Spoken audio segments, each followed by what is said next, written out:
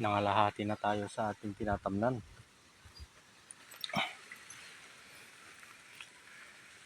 Ito.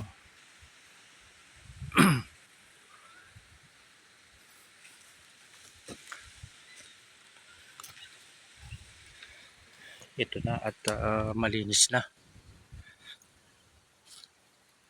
Nakapagtanim na rin tayo ng mahigit 1,000 buto. More or less. Yan. Hanggang doon. Ang pagtatanim kasi ng sitaw, isang dangkal lang ang layo. Isang dangkal lang ang layo at tagtatatlo. Para may idea rin yung iba na gustong magtanim. Ito. At uuwi na muna tayo. Parang tanghali na. Ayan.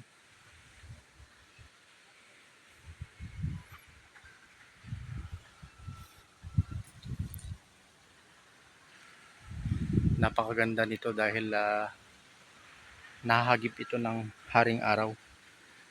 Kaya medyo siguro magandang kalalabasan ng ating pananim dito. Okay. Pag kasi ang pananim hindi nasisinagan ng araw, medyo mahina.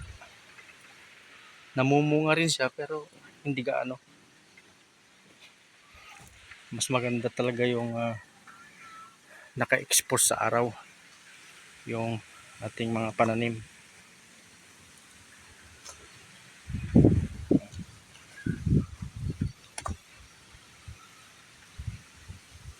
Nagiba na rin yung ating bakod dahil sa lakas ng bagyo. I-repair pa natin to mga idol.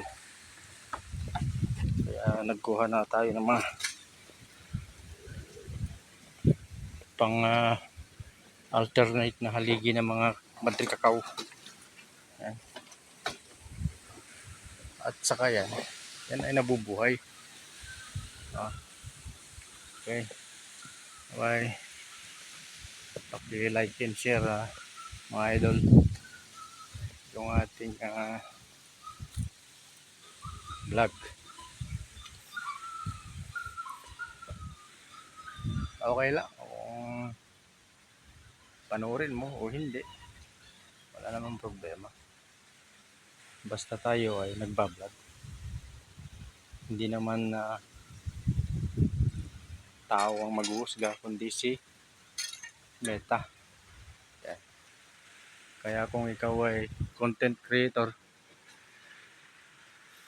bumaba ka lang sa aking channel Tabak Farmer at yan ay maraming suporta sa'yo liban sa akin. Yan.